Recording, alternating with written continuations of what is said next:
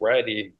I think we're rolling here, everyone. Welcome to our Street Institute, talking about the home distilling case and about some fun stuff. We have a really great panel, and so we're very excited for it. I want to just start off. On my end, have been having a little bit of Wi-Fi issues. And so it's always great when it's the host. So I just appreciate y'all's patience with that. But anyways, without further ado, I'm going to frame us up here and go through and introduce. I think as I go to each person, maybe who they are, but just briefly right now, we have Kevin Kosar from the American Enterprise Institute, Max Wattman, who's author of a great book, Chasing the White Dog, as well as other books, but that's the most relevant for now. And then finally, Andrew Grossman, who is not only wears the hat of being a legal fellow at the Buckeye Institute think tank, also works as a partner and co-leader of the Baker Hostetler appellate litigation team. So we'll get into more of that. But I think, I guess just to back up so everyone is on roughly the same page, because there's policy components of this, there's legal components of this, there's historical components of this. But just to kind of start from the beginning, home distilling has been literally the birth in 1620, far here from Richmond, is apparently the first documented place where, and you can trace it through to the whiskey. There's a lot of debates, there still is, about but one thing that no one questioned was that Americans did have a right to distill. The argument was over the taxation of it, but it was very common. Like George Washington, Madison, Patrick Henry, they all distilled in some form, and on their plantations. So yeah, if we fast forward through that to Prohibition, we obviously things change radically. Post Prohibition, a lot of the power was devolved to state and local governments, and then finally, but there still was some stuff that was reserved by the federal government. So we've eventually in 1978, home brewing becomes legalized by Jimmy Carter, and home distilling, however, does not, and continues to be illegal. And so that kind of gives us we'll get into some of the policy behind that. But I'm going to kick it over to Andrew to give us a little bit more of an overview of the legal issues involved in it. And since my audio has been a little wonky, Andrew, I'm going to let you maybe explain more of your case than I was intro wise, and I'm sure you'll do a good job at that. But Andrew is, as I mentioned, with a senior legal fellow with the Buckeye Institute, and he's also a partner at Baker Hostetler, and he leads their appellate and major motions team. And man, if we went through every major case Andrew's been involved in, that would be the rest of the event. But about maybe about every other big case you've heard of, it's potential he's been involved. So yeah, Andrew, why don't you just frame us up on the legal component of all this in the case that y'all are bringing at the Buckeye Institute? Sure. Thank you, Jarrett, and thanks to those who are attending today. It's a really interesting panel, and I'm happy to be on it. What I'm going to talk about today is going to be the home distilling prohibition, as well as some of the legal issues that it raises and the litigation that's been brought against it. As Jared mentioned, federal law does prohibit distilling, and I'll quote here, in any dwelling house, in any shed, yard, or enclosure connected with any dwelling house, and it goes on and on like that. Um, this is an outright prohibition. There's no exception to it. It's not uh, conditioned on anything. And it makes it impossible, at least as a legal matter, for anyone who would like to distill in their homes to obtain the permits that would be required under federal law to have a still, to undertake that distilling, and ultimately to participate in that activity. So while it's legal, as Jared mentioned, now to brew beer at home, uh, and you can do that for up to 200 gallons a year in general without really having to pay federal taxes on it. It's legal to make wine at home, although at least under federal law, it may vary by state. It is entirely unlawful and prohibited by criminal law, criminal federal law, to distill at home. As Jared mentioned, this prohibition dates back to, I believe, 1876. But it really raises, I think, a fundamental question or series of questions about what is the federal government's power to prohibit any type of activity in the home, and in particular, distilling. An unusual feature of this prohibition is that it isn't located where you would find other criminal prohibitions in Title 18 of the US Code, that is to say, the criminal code. It's actually located in the tax code.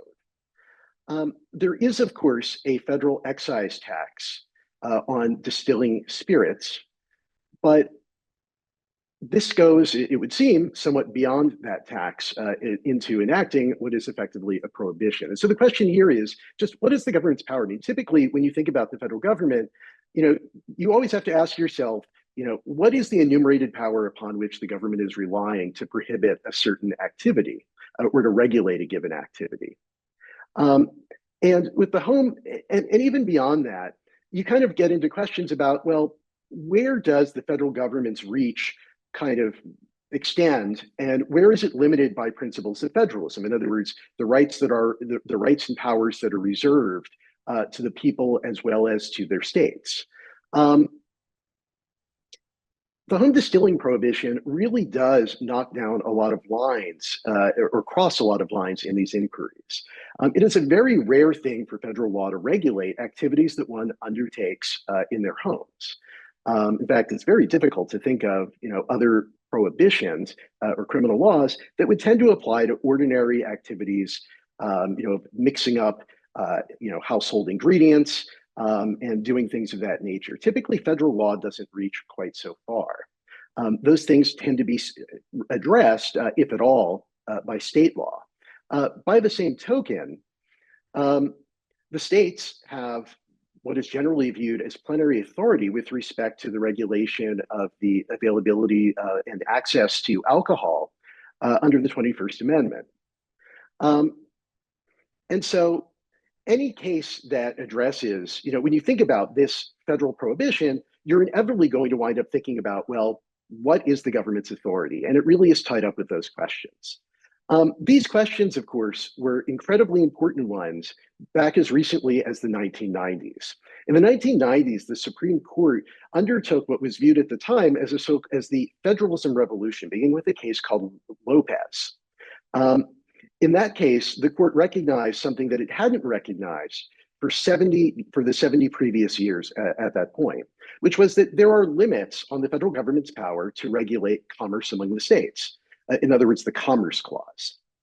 For many years, towards the end of the 20th century, the federal courts effectively assumed that the federal government had an unlimited authority to reach into affairs and to really that there was no break on the federal power to reach into homes, to potentially address any sort of economic or non-economic matter. In other words, Congress's legislative power was unlimited and plenary, limited only by the affirmative rights, things like the First Amendment and so forth.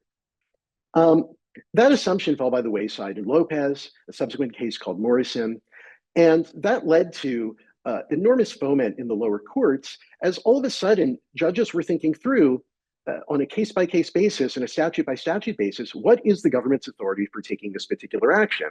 And at that time, there were a lot of lower court decisions questioning whether major federal statutes like the Endangered Species Act passed muster because they were supported by and authorized by enumerated powers that are delegated to Congress. The Federalism Revolution came to an end in a 2004 decision called Raich. Um, at issue in Raich was the prohibition of the Controlled Substances Act against, among other things, the manufacturing and possession of what we all recognize as scheduled drugs, including, in that case, marijuana. The plaintiffs in that case argued that the federal government lacked the power and the authority under the Commerce Clause, as well as the necessary and proper clause that may augment that authority, to prohibit the growing for personal use in a household of marijuana. The case made its way up to the Supreme Court after the Ninth Circuit agreed, based on the Supreme Court's earlier federalism decisions, and the Supreme Court reversed. It held that Congress can, as part of a larger scheme, reach into the home.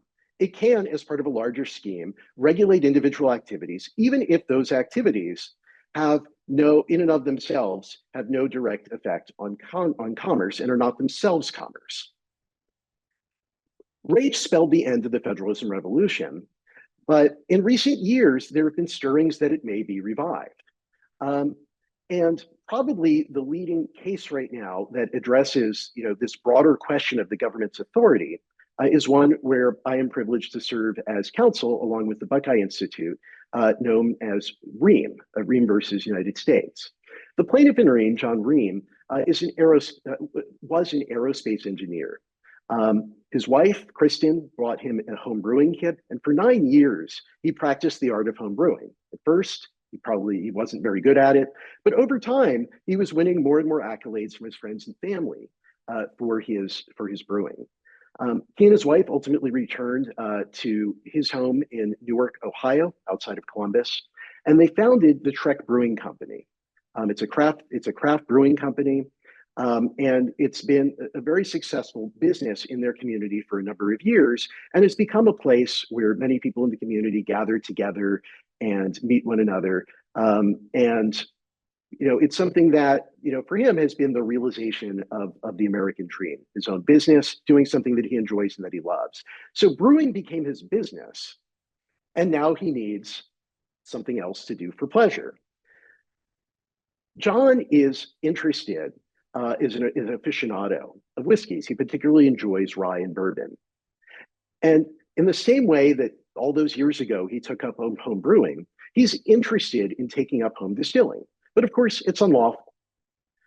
John has done everything he can do to get to the point of distilling at home, but for the things that would actually implicate criminal liability under federal law. He's studied the process, he's picked out the equipment, he's determined where to set it up, he's even picked out recipes and identified sources for ingredients.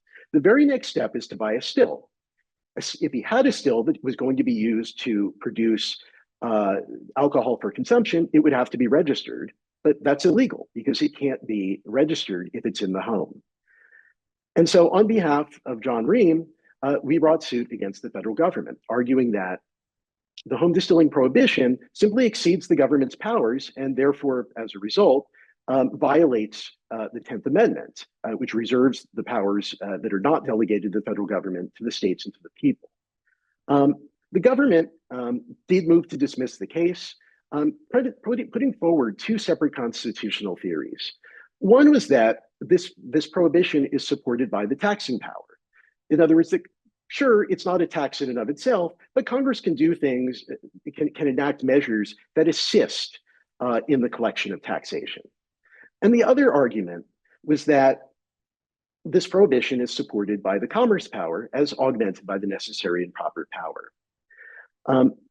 While the case is still, while briefing is complete and we're currently waiting for a decision from the district court, I did want to offer a few comments on the government's arguments as well as the implications of those arguments. So far as the taxing power is concerned, the government's argument does seem to be a little bit backwards in the sense that this is a prohibition on undertaking activity that would otherwise be subject to taxation. Mr. Ream, like many other would-be home distillers, stands ready to pay the federal tax and comply with the requirements of federal law, but he can't do that because he's prohibited from distilling at home. And so he's simply, for that reason, unable to undertake the activity and therefore cannot pay the tax because it is the activity that is taxed. In this instance, the government argues that, well, nonetheless, it still furthers the interest of taxation because it's necessary to prevent the concealment of stills rather, and thereby to effectuate collection of the tax on home distilling. Well, the problem with that argument, however, is that it's somewhat nonsensical. You can put a still basically anywhere else, including in a shed in the middle of the woods. But under the government's view, if you threw a bed in that shed, then all of a sudden it's a dwelling house, and then it's a violation of federal law. So it doesn't necessarily make a lot of sense. There isn't much historical evidence, let alone current evidence, that home distillers have been responsible for much or any evasion of federal taxes on distilled spirits. And I think the more fundamental issue is that there's simply no limiting principle to the government's argument. If the government can prohibit an activity like this merely as a basis to make it arguably more convenient or easier for the government to tax it, well, what couldn't the government ban in that instance? You can imagine that any type of household activity could be subject to taxation, which would then give Congress, the authority under this theory to go ahead and prohibit it. The laws never acknowledge that sort of taxation, and indeed, quite to the contrary, there are a number of cases where courts have struck down provisions that the government contended were related to taxes, but ultimately didn't have a more integral connection to the collection of taxation or to the overall taxing scheme. As for the Commerce Clause power, this is where the going really gets interesting. The government's argument in our case is it essentially repeats that the government made in Raich. That is the home marijuana case. The government argues that, well, this distilling is $1 billion industry. It's regulated under federal law, and this prohibition is part of that regulatory scheme, and therefore it passes muster. Well, I would say that argument in a certain sense is broader than Raich. The key difference between the two cases is that at least in Raich, the government's regulation there of the substance at issue was a complete prohibition. And so there was at least an argument that was accepted by Justice Scalia in his concurrence in the Supreme Court that, well, while Congress may not be able to prohibit something like this in the abstract as a necessary and proper exercise of the Commerce Clause power, if you're doing a complete prohibition, well, then it does further that prohibition. And Congress has the power to do the prohibition under the Commerce Clause, and therefore you can make it effective under the necessary and proper clause. But I think the broader question is that, whether or not Raich was correctly decided, what is it exactly that gives government the power to reach into the home and address activities that I think everybody agrees have nothing to do with commerce? And that's where this case potentially gets more interesting. Raich has proven to be a very controversial decision over the years. Among other things, it ruled that where Congress in a prohibition bars a large variety of activities, that a group of people within that broad span, when a discernible group of people, it would by themselves be outside of Congress's reach, nonetheless, Congress can still reach them so long as it adopts the broader measure. Raich also worked against the limits on the Commerce Clause power that were recognized in cases like Lopez and Morrison, and effectively extended it in a way that, I think the proof is in the pudding. The Supreme Court hasn't really struck down a provision as exceeding Congress's commerce authority since Raich. The closest it came, of course, was NFIB versus Sebelius. So if John Ream is right, and this prohibition is in fact beyond the federal government's taxing power and commerce power, well, I think that would raise a lot of interesting questions about the extent of that power and how it applies in other circumstances. And so, the question for the panel, I think, was, will home distilling save the Constitution?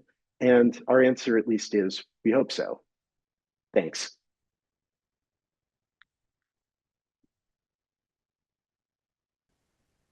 Can you all hear me? I'm trying to call in versus audio on a phone. So we'll see if that works or not. Andrew, that was great overview. Thank you for that. Yeah, there's a lot at stake. There's a lot there, as you said, a lot of components of that. And so it was exciting as a guy who's written about the policy side of things to be able to find someone that was looking at the legal angle of this. Having been a former law school Fed soccer and still a Federalist Society friend, so that's awesome that those two worlds can meld together. Kevin, I'm going to kick it over to you to give us a little bit more of the historical policy kind of backdrop of home distilling, moonshine, as some people have called it. Maybe you can walk us through what moonshine is, how you define it, what makes something home distilling versus moonshine, and then maybe also just a little bit of the global context of moonshining, kind of on other examples, drawing on other examples of prohibition like this one against home distilling, and kind of where that's gotten us, if they've been effective or not. So I'm going to, first of all, though, just so folks know, Kevin is a senior fellow at the American Enterprise Institute, and he is a expert on all things Congress, the first branch, also all things the post office, and also all things booze. And so he actually is a former colleague, the person that Trivia Fact hired me at our street back in the day, and really started our street's alcohol policy work and program, and really was, the first person that started kind of from a think tank perch studying alcohol policy. And he's, written several books, including Whiskey, A Global History, Moonshine, A Global History, that are great reads for anyone interested in this. And recently he just started a really cool Substack too, Beverages, Books, and More, where he's posting on drinks and books and, as he says, other good things in life. So I would encourage you all to check out Kevin there, or his writing through American Enterprise Institute. And he's pretty much been published everywhere as well too. As pretty much everyone on this panel has been. Yeah, Kevin, why don't you take it from there? Sure, Jarrett. Thank you. Yeah, it was one of my proud moments when the folks at the top of our street many years ago proved my idea to build within that little think tank a drink tank. And I'm glad you're still helming it. Yeah, no, it's a funny thing. I've been studying Congress since the mid to late 1990s. I've also been studying and writing on drink since the mid to late 90s. And there's probably causation with that correlation, because when you pay a lot of attention to Congress, you often want to turn to an intoxicant to soothe your frustrations. Yeah, it was fantastic to hear the backdrop of this case, especially for me with the drinks stuff that I love to learn more about, but also being an Ohio guy, go Buckeyes and all that. The battle between authorities and folks making drink goes back to just the time immemorial. I remember when I was doing research for one of the books that I found that there was actually like rules on ancient Babylonian tablets relating to food and drink, issued by the authority of the day. And it's a funny thing. Human beings like intoxicants.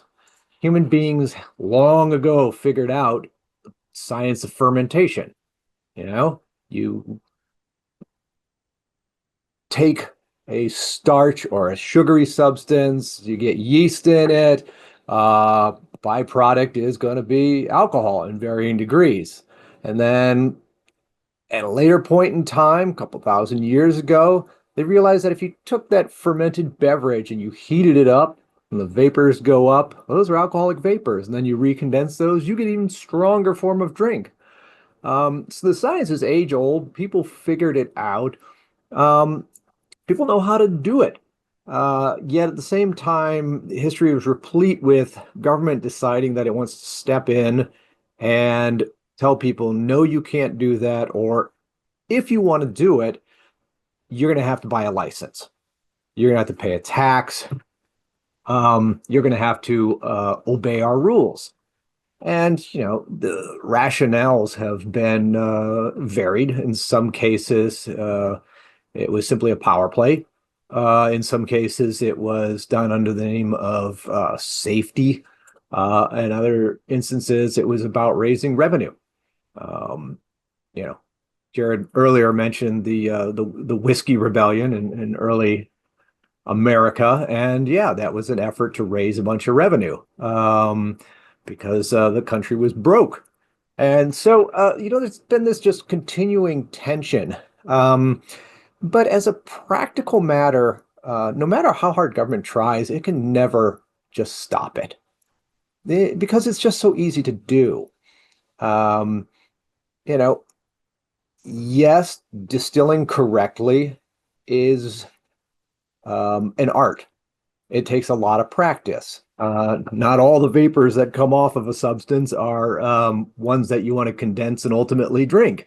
Some of the stuff can be kind of bad. You got to be careful. But, it's like anything else. People, for example, take an analogous case, people have been canning and preserving food for a long time. And you know what? If you don't do that bad, you can get yourself very, very sick, like devastatingly ill.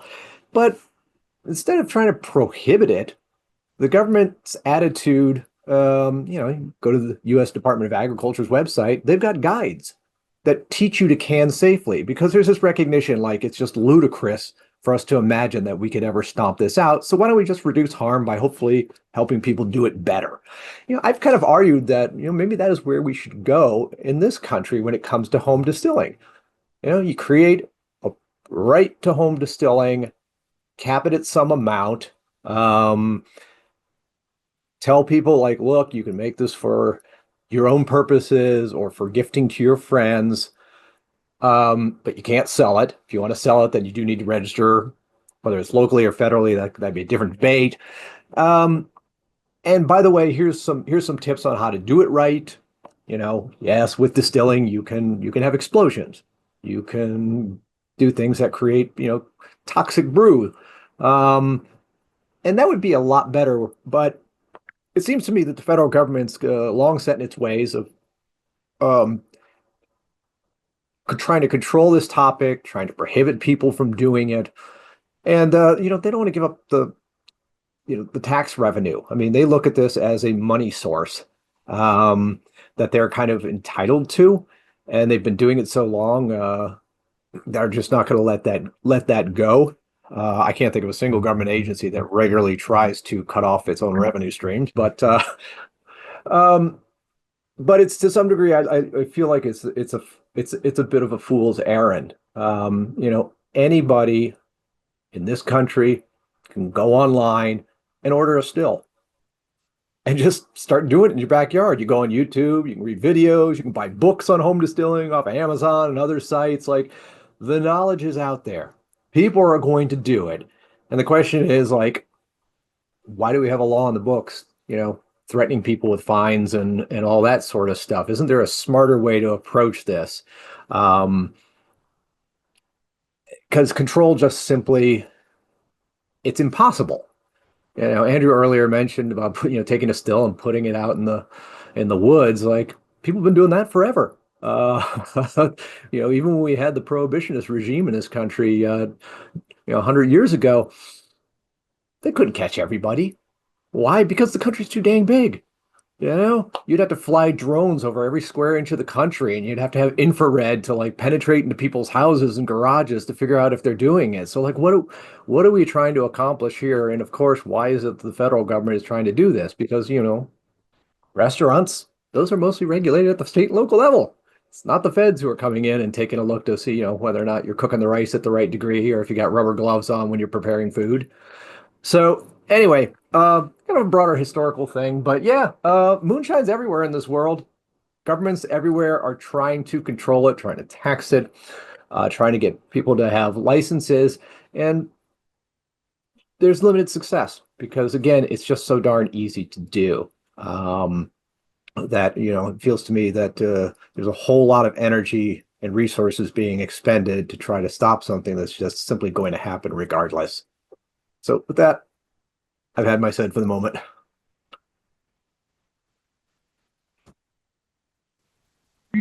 I appreciate it, Kevin. Thank you. Yeah, that's great. Lay of the land there. I think that you really you hit the nail on the head. The government cannot seem to help itself with how it approaches distillation and alcohol generally. You mentioned folks that like to distill, try their hand at it. Don't know if Max used a shed back out in the woods or not, but he has home distilled.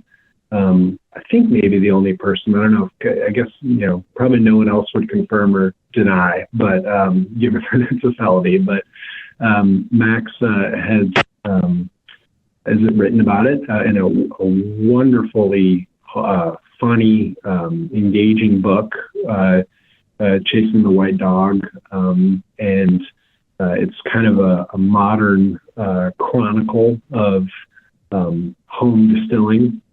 And it's just got wonderful history in it, vignettes, wonderful characters with wonderful names like Popcorn Sutton and all different kinds of things.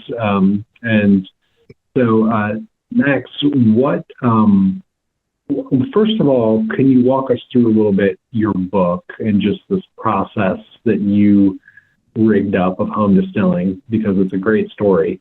And then also maybe just at the end, what your thoughts are on kind of whether it's a thing that can be done safely, and we allow Americans to get fuel permits to distill fuel, right? And Max, in a former interview that I had with him, wonderfully put it to me that it's a tough argument whether or not your fuel smells too good to be running your lawnmower.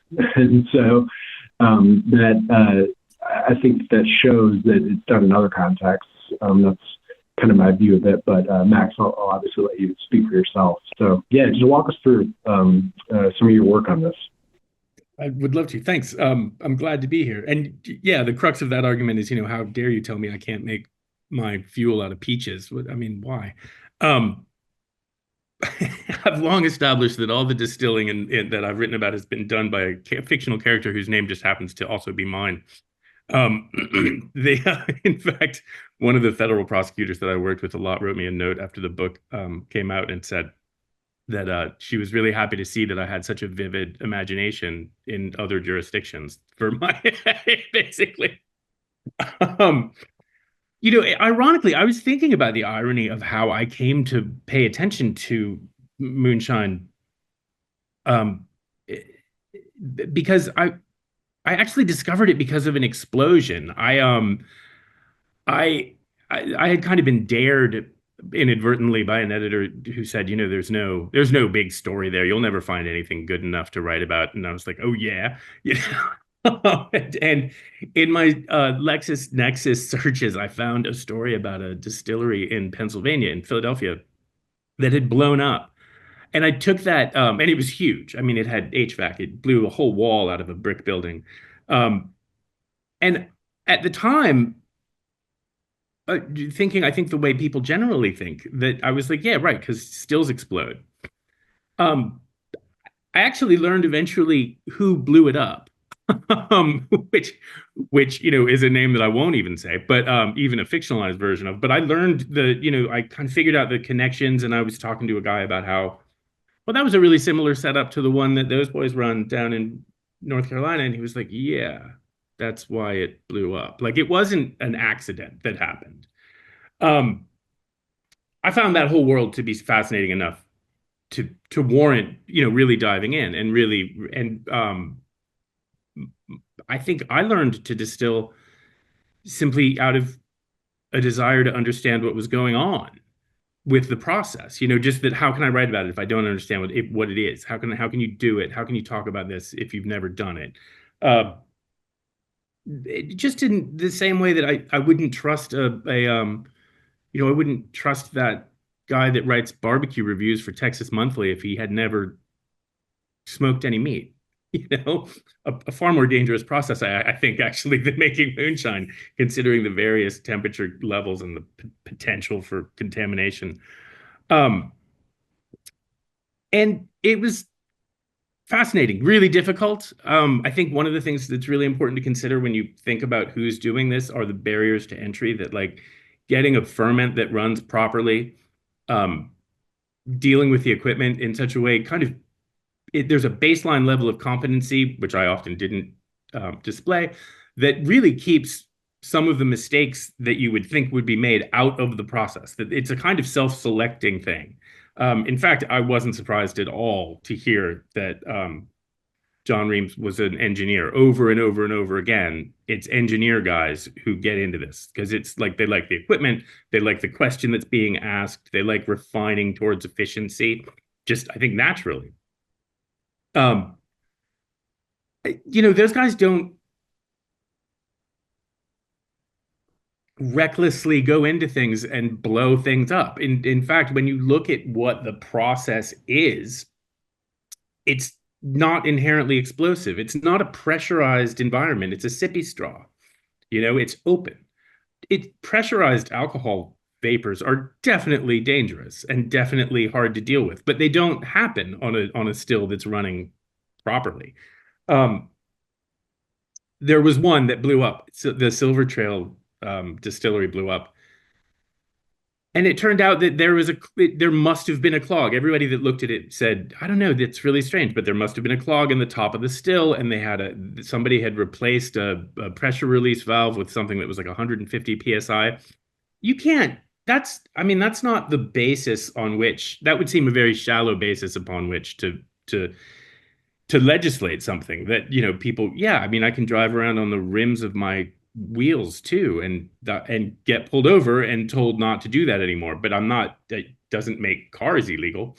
I think those kinds of examples are endless. Which obviously are too commonsensical to kind of present as real, counter evidence or counter arguments, but I think they stand that, if you're allowed to make cheese but not sell it, right, that's the same kind of thing. Like, yeah, you are allowed to make cheese. You're also allowed to ski and drive motorcycles. So it seems to me that any argument saying that people are trying to, like, preserve us from ourselves is foolishness.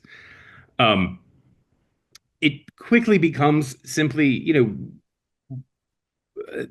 as you've said, this kind of really strange grasp for, I have always thought, revenue. The part of that makes no sense to me, however, is that no one who's an enthusiast of a milieu spends less money on that stuff. Like, guys who make their own beer have you ever, everyone's been to a guy's house who makes his own beer. Did you get the impression that that dude spends less money on beer? No, there's beer paraphernalia everywhere. There's more beer in the fridge. They're constantly trying. They're actually seeking out more beer to buy. I think that happens over and over again. It's not the legalization of home distilling, the regular and then creating regulations in however creating new regulations that treated it more realistically, I think would be a boon to the industry. People would be more interested. They'd explore more items. They'd go out and search out products. It would also remove some of the absurdity of the barrier, which Andrew also talked about, the absurd barriers to entry if you want to enter into it as a business, in that there's no way to go through any research and development program legally. Tons of people that I know in the microdistilling world, have a kind of secret past in their garage that they can never talk about because they had to learn if it was fun or if they could do it well. You can't just, you're not just going to open a restaurant on the assumption that your food is good. It's a pretty good idea to have done it a couple of times and fed a couple of people something and seen if they nodded and kept eating. So the expectation that you're going to go from never having seen a still, never having touched one, to running a small business is absurd. And I think, destructive to commerce. It's antithetical to progress in commerce and small businesses and all the things that we purport to like. The only other dangerous thing I ever saw, and I want to return to that because this is the funniest explosion ever, except for the people involved. The only other still I ever saw that exploded was two guys who were in a concrete shed. And when their propane tank froze up, they decided to defrost it by pointing another propane tank at it. I don't think the problem's not the alcohol in that scenario, like that's got nothing to do with what happened to those guys. It might have been the beer that they were drinking while they watched that thing freeze up. But my experiences with it were that it was no more likely to endanger you than chicken marsala. The thing that's boiling on the stove isn't flammable. The vapors are evaporating. Is it conceivable that I could have spilled a quart of moonshine onto the top of a hot point stove and kind of had a little kitchen fire? Sure. But it's not likely. It's a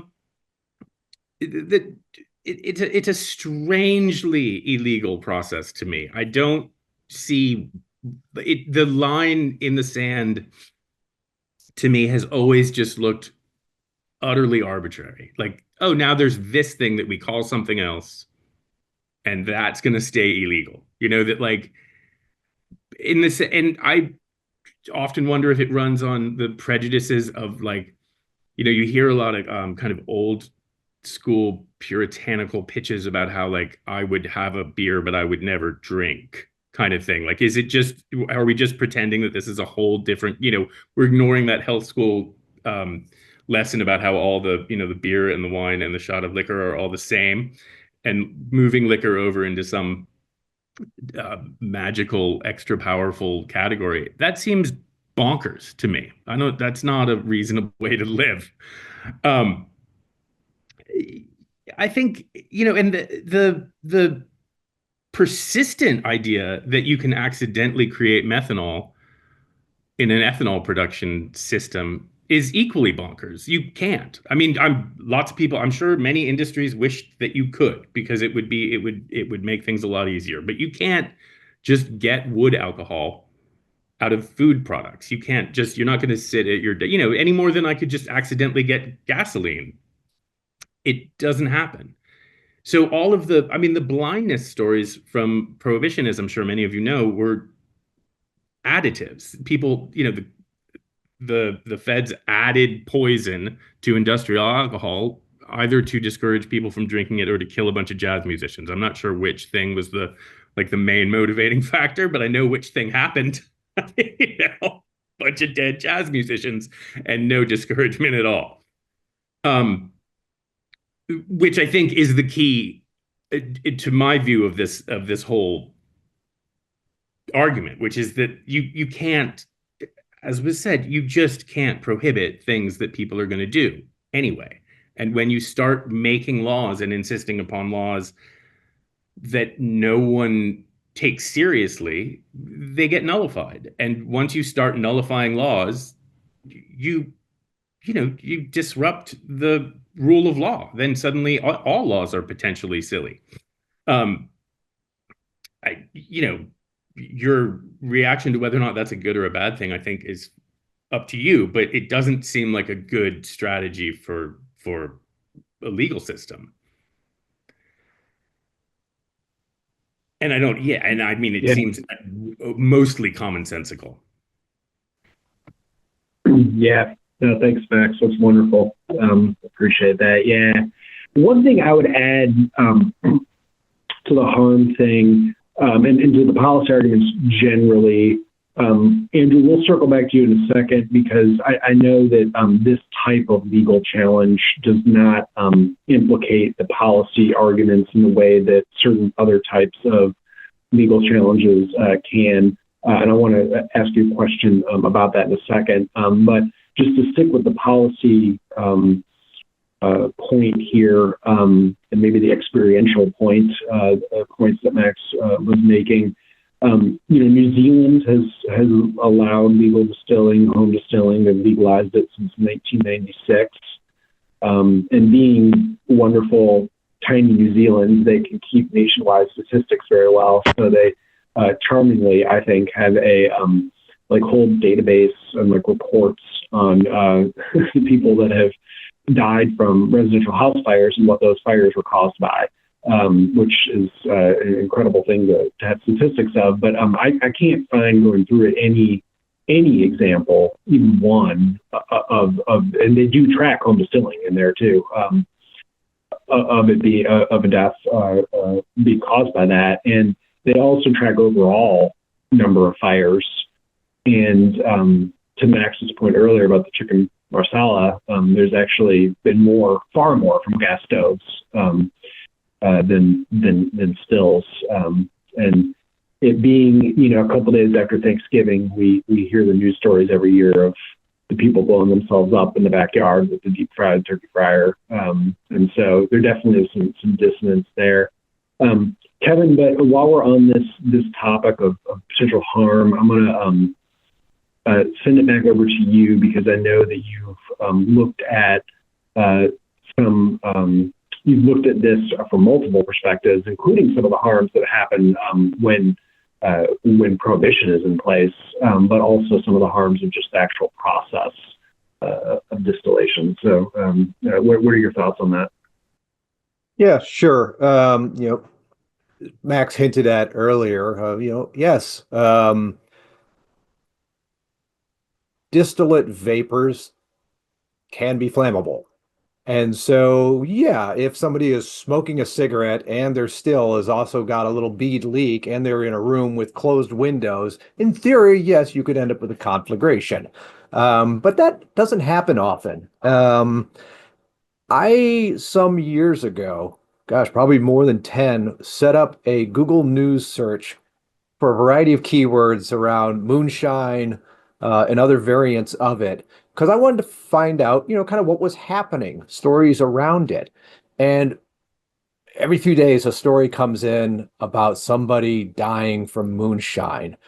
But almost inevitably, the death was caused by moonshine that was produced by a criminal gang that just stole some isopropyl or rubbing alcohol off the back of a truck or some methanol and mixed it in to some concoction and then sold it to one person who then sold it to another person who sold it to a restaurant, sold it to a bar, took it to a party.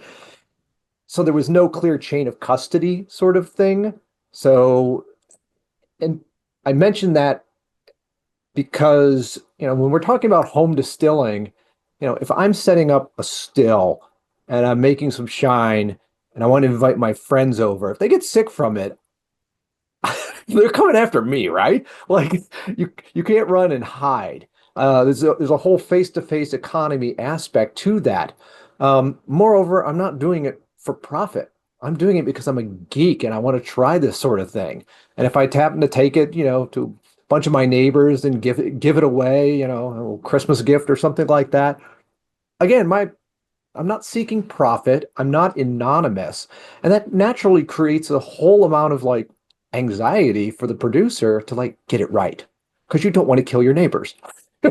You don't want them to go blind. You don't want to do these sort of things bad.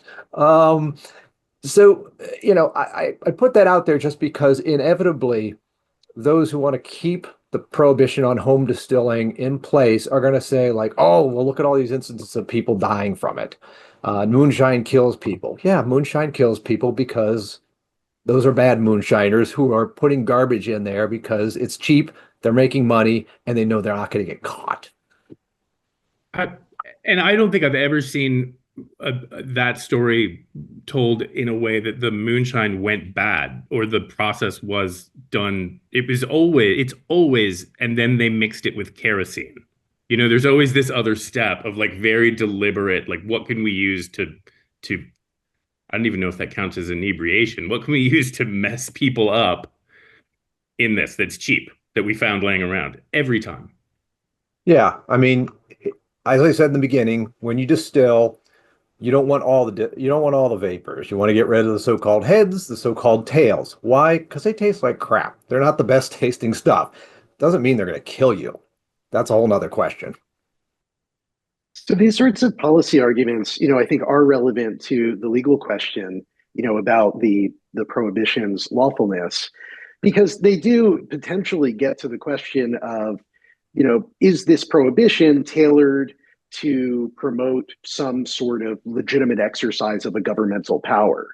What's interesting is that the government has never contended that the home distilling prohibition has any sort of safety rationale to it whatsoever. And when you think about the statute and you think about all the other things that people can do in their homes, it's pretty obvious why that would be the case. Because the statute and this taxing regulatory scheme is not prescriptive at all with respect to anything related to safety. It doesn't tell you how to operate a still safely. It doesn't impose regulations that would further that end. It has nothing to do with any of that. It merely states you can't do it in your home or the yard or the connected shed and so forth. And in fact, in a certain sense, it's kind of backwards with respect to safety, because the people who want to register their stills, they want to comply with federal law, they want to, pay the tax. The people who want to do this lawfully, they want to be within the regulatory system. They want to do the right thing.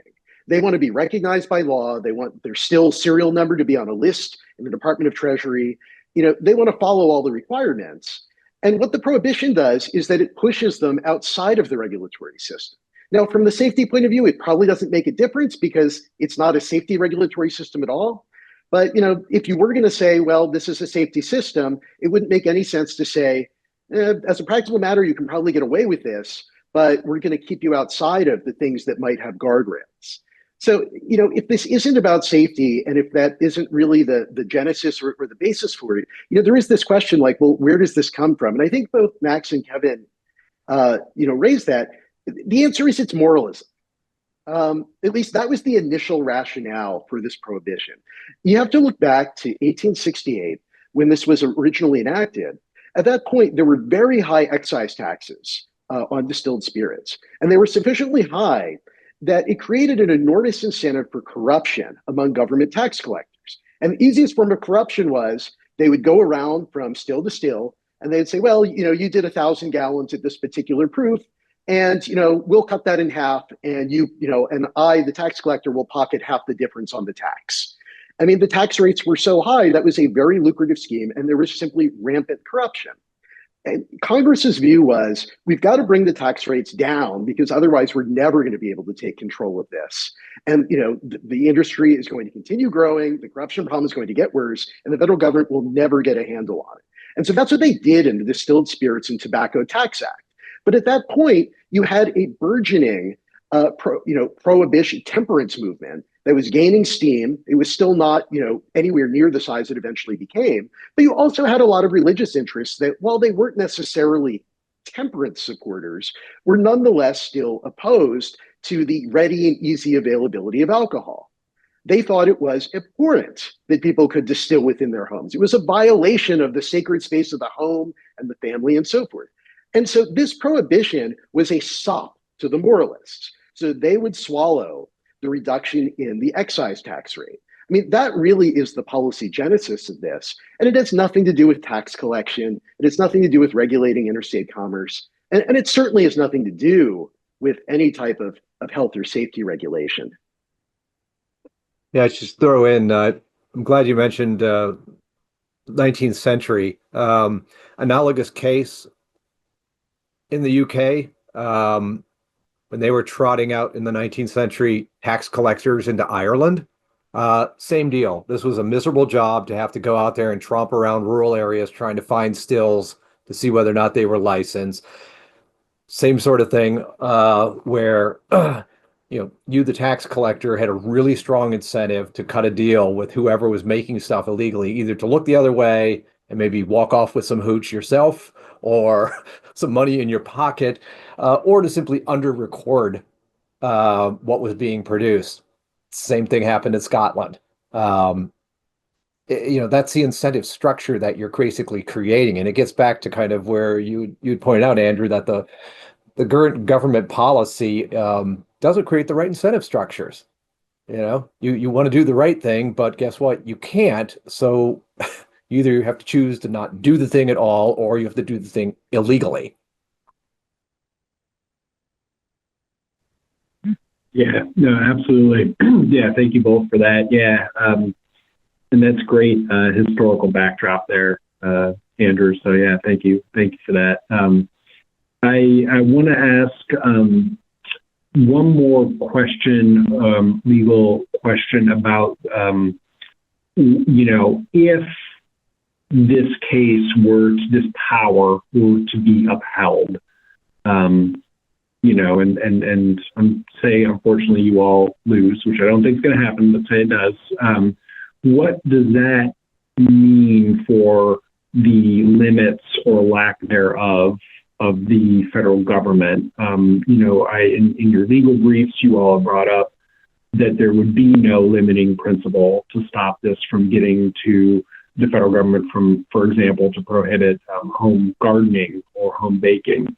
And if that sounds, conspiratorial, Maine has just actually is currently undergoing litigation at the state level around an effort to ban a home-based kitchen. And so state government's already doing this. So we'd be foolish to think that if the federal government could, they would never consider getting involved in the home in that way. So, Andrew, if this is okay for the federal government to regulate, what other things could also be something that they could get involved with? Sure, Jared. Let me start with a very lawyerly dodge, and then I'll actually answer your question. The government's main argument in this case is actually that Mr. Ream doesn't have standing. I mean, the statute literally prohibits what he wants to do. If he went ahead and took the very next step, he would be doing something that's, subject to jail time. And the government's view is, well, it doesn't injure him. He's just some random guy off the street who has no interest in this whatsoever. Therefore, the courts shouldn't decide the case. Obviously, we disagree with that. I think anybody who's ever litigated, the constitutionality of basically anything, but didn't want to become a criminal first, would probably disagree with that. But, nonetheless, if we were to lose on that basis, it wouldn't really say all that much about the government's power. But let's say the courts reach the merits and they ultimately uphold this. I think that horse is already out of the barn. I mean, you raise exactly the right concern that if the government can do this, it prohibit activities that are mundane type activities within the home. Well, what couldn't it do? The problem is that after Raich, that's basically the current law. As I said in my opening remarks, prior to Raich, there was this period of about 10 years where in the lower courts, there was just a series of challenges to, federal statutes, including some like the Hobbs Act on certain types of extortion and crime. that were longstanding statutes, and they raised serious questions about the extent of governmental power. Since Raich, you really haven't seen much of that genre of challenge, and you certainly haven't seen much in the way of courts accepting it. And the reason is, you look at a case like Raich, where the court ultimately held, and particularly the majority opinion, like you grow marijuana in your home for your own personal use, and here are some inscrutable reasons, and yeah, that's fine. You look at that and you say, well, that's effectively equivalent, at least as a practical matter, to there being no meaningful limitation on federal power. And you can say the same thing about the government's taxing power in this particular case, where, at least under the rationale the government has put forward, it could put forward a tax on any type of activity whatsoever. It would just be an excise tax, which is a tax on an activity, and then use that as a basis to ban whomever it liked from doing it, on the view that, like, well, maybe that would be easier to collect, or it's just part of the scheme, so who cares? So, at the end of the day, I think that in large measure, that is unfortunately where the law currently stands. It's not right. It doesn't match with the original meaning. It violates, basic principles of federalism. And there are signs that some judges are starting to look at these issues differently, which is good. But, while you have a case like Raich on the books, while that is, the final word in terms of the reach of the government's power, it's always going to be, it's always going to be a problem that there really isn't much of the way of a limit on that power. I'm going to hand it over to Matt. Tell us a little bit about your run-ins with the law enforcement folks in your area, and kind of how they interacted with you during all this. You were breaking up a little bit, but I think you asked about law enforcement and running into the revenuers and the ABC guys. It's an interesting problem for a lot of these people, in that the places in which that becomes an issue at all, an enforceable event, are generally pretty tight-knit and pretty rural, and a lot of the cops who are pulling over guys who are driving vans stuffed with moonshine went to high school with the guys driving the vans. They know each other. And I mean, I was asking about one revenuer in Southwest Virginia, and the source said, "Oh yeah, nobody ever liked him." Of course, now they hate him. I mean, I think, there's a lot of continuing antagonism. There's also a lot of really casual disregard. The stories abound of moonshiners, getting very strange little slaps on the wrist, being told to report to jail, kind of, after you water your cows, as long as you're here, like, by sundown, that's fine, whatever, like unlocked jail cells and general disregard. At the same time, I read an alarming number of small town newspapers, especially in Rocky Mount, Virginia. And over the course of like a century, basically every Christmas, there was a Christmas spirits busted and a picture of a guy with an axe whacking open an apple, a still where somebody was making apple brandy. I don't think my casual impression of those kinds of busts, though, was that the judge, who was probably going to get some of that apple brandy at one or another of these Christmas parties, was never too happy to see this case show up in court. I think that the enforcement of it, I mean, in some places, the enforcement of it is completely ignored because nobody there understands that this is a thing that happens at all. I mean, if you're in I can't imagine that a cop in New York City even knows what they're looking at if they look at a moonshine still in your garage. Like, I don't think that, and a bunch of the guys who do know really seem not to want to get involved. Of course, they're stuck. I mean, there's the whole, once you've been told as an enforcer of this law that it's being broken, you kind of have to go down there. But I heard a lot of hemming and hawing about guys getting busted by their, the girl that they'd pissed off, like their girlfriend is mad at them. So now they've been reported to the revenuers, and the revenuers are like, I gotta go down. It's not, because there's not, it's clear there's no great seizure. There's no motivating thing. They're not taking trucks from these guys. It's not going to be a big bust. Nobody's going to be proud of them. It's just them hassling guys they went to high school with, and it really becomes, I mean, I think some of the law enforcement guys that I know are entertained by the kind of cops and robbers, the like the ops of it, the whole that these guys are on two different sides and they're going to be out in the woods spying on each other. And it seemed very much a game to a lot, with real stakes, but also with real, often with real respect, especially if you were talking about things outside of their jurisdiction.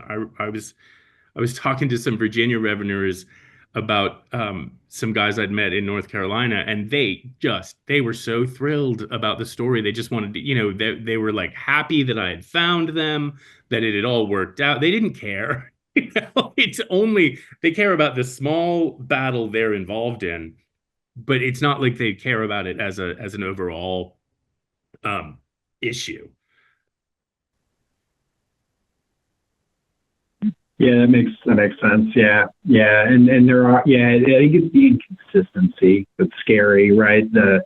You'll read stories about someone getting felony prosecution, and then other stories about some of the ones you just shared. And so that never feels good. Never feels like we're operating under a system of equal treatment under the law. Kevin, is there anything you want to cap us with here on the way out the door? I appreciate everyone's attendance here for sure. We had reserved an hour and a half, but I also was kind of thinking we probably would maybe be more like an hour, but here we are at an hour and 15. This has been so much fun. But yeah, Kevin, is there anything on the way out the door you want to pipe in on here? And if not, I'll send us off. All I want to say is, I hope the case that Andrew is litigating turns out well, and we can move towards a more rational policy regimes that accepts this, that home distilling is a thing, that it's not evil, that is not something that the federal government has to be involved in, and that that this kind of little realm of liberty is reclaimed. Man, that's a good note to end on right there. Yeah, appreciate it. Andrew, we're excited to see how your case with the Buckeye Institute progresses. We'll keep tabs on it. My hope is that we all can be at a DC cocktail party with home distilling celebrating a Supreme Court win, maybe in, 3 or 4 years. So we'll see. But yeah, thank you everyone for being a part of this, and we'll hope to catch you again soon at our street event. Thank you much. Bye.